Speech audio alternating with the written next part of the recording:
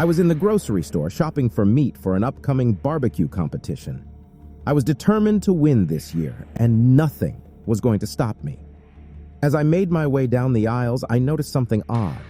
The store seemed to be deserted except for a few people who were acting strange. Corbin, my young and foolish friend, was there too. He was talking to Peaches, a small, furry gerbil. I didn't pay them much attention, but something about their conversation seemed weird. I shrugged it off and continued to the meat section. I picked out the best cuts of brisket and ribs and headed to the checkout. That's when things started to go wrong. The checkout line was long and the cashier was moving slowly. I checked my watch and realized I was running out of time. The competition deadline was fast approaching, and I couldn't afford to be late. As I waited, strange things began to happen. The lights flickered, and the store became eerily quiet. The people around me started to act even stranger, muttering to themselves and staring blankly ahead. I started to feel uneasy, like something was watching me. I turned to Corbin and Peaches, but they were nowhere to be seen. I was alone. Finally, it was my turn to check out. But as I swiped my credit card, the machine beeped loudly and the transaction failed. I tried again, but the same thing happened. The cashier looked at me with a blank expression on her face and said, "Sorry, sir, your transaction cannot be completed." I was frantic. I needed to pay for the meat and leave, but I couldn't. I tried to call my bank, but my phone was dead. I was trapped. As I stood there, helpless, the store started to change. The walls turned black, and the floor became slippery. I could hear strange noises coming from the aisles, like something was moving around in the darkness. That's when I saw them. The other customers had turned into grotesque creatures with twisted limbs and gnarled teeth. They were coming towards me, slowly but surely. I tried to run, but my feet wouldn't move. I was paralyzed with fear. The creatures were getting closer and closer, their eyes fixed on me. And then just as suddenly as it had started, it was over. I woke up in my bed covered in sweat. It was all just a dream, but as I got up to start my day, I couldn't shake the feeling that something wasn't right. Was it really just a dream, or was there something more to it? Only time would tell. The dream had left me shaken, but I had a competition to win. I decided to go back to the grocery store, hoping to complete my purchase and get on with my barbecue preparations. As I entered the store, I noticed that it looked different from the dream. The walls were white, and the floors were clean. There were other customers around, but they looked normal, not like the monsters from my nightmare. I made my way to the meat section and started picking out the cuts I needed. As I was doing so, I noticed a strange smell. It was familiar, but I couldn't quite place it. I turned around and saw Corbin and Peaches, who had apparently followed me to the store. Corbin was grinning from ear to ear, but Peaches looked worried. "Hey, Joe, what's up?" Corbin said, slapping me on the back.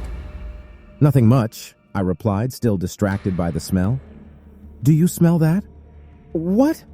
"I don't smell anything," Corbin said, confused. I was taken aback. Could it be possible that my dream was somehow connected to reality? I decided to investigate further. I walked down the aisles, trying to trace the source of the smell. It was getting stronger, and I started to feel queasy. Finally, I found the source. It was a barbecue grill, set up in the middle of the store. The grill was surrounded by customers, all clamoring to taste the meat that was being cooked. I walked up to the grill and saw a man flipping burgers and sausages. He looked up at me and smiled. "Hey there, friend, you want to try some of my barbecue?" he asked. I hesitated, remembering the strange events of my dream, but the smell was too tempting and I decided to give it a try.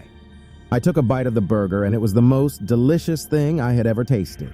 The meat was juicy and the seasoning was perfect. I couldn't get enough.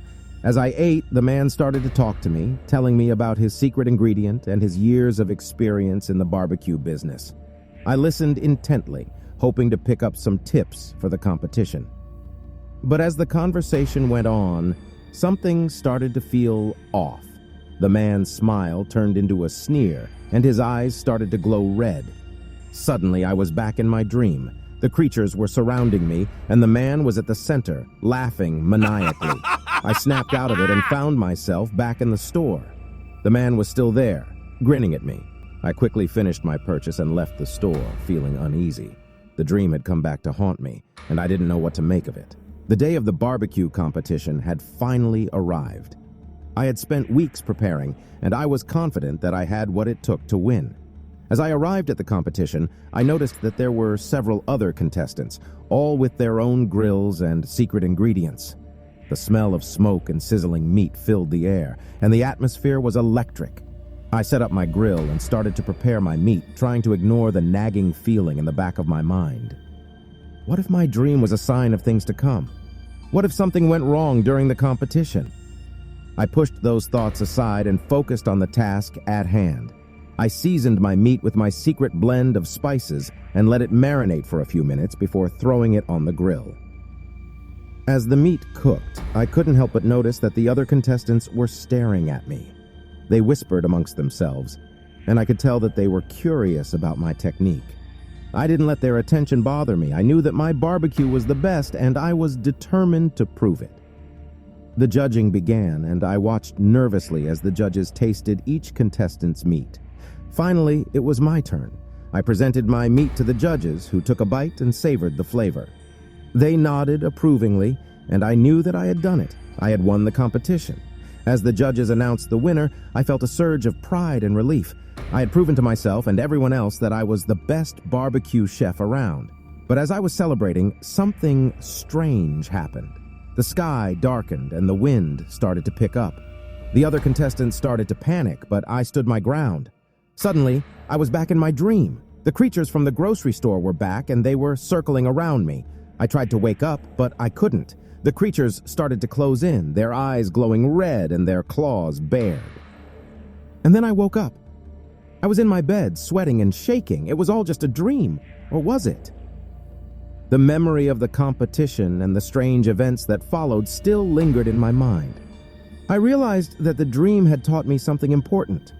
It wasn't about winning or losing, but about the journey itself. It was about the love and passion I had for barbecue and the joy it brought to others. I smiled to myself, knowing that no dream or nightmare could ever take that away from me. The next day, I woke up feeling more determined than ever. The events of the dream had left me feeling shaken, but also invigorated. I knew that I had to take my passion for barbecue to the next level and open up my own restaurant. I spent the next few months planning and preparing, pouring all of my time and energy into creating the perfect dining experience for my customers. I scoured the city for the best ingredients and equipment, testing recipes and perfecting my technique. Finally, the day arrived. My restaurant was ready to open, and I was filled with nervous excitement as I welcomed in my first customers. At first, business was slow. I had poured all of my savings into this venture, and I was worried that I had made a mistake. But I refused to give up.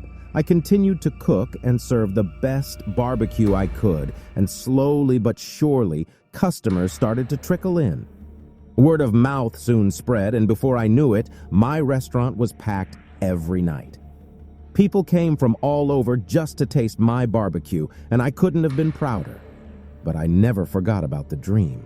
It still lingered in the back of my mind, a reminder that anything can happen in life and that we should always be prepared for the unexpected. One day, a strange customer walked into my restaurant. He was dressed in all black with a hat pulled low over his face.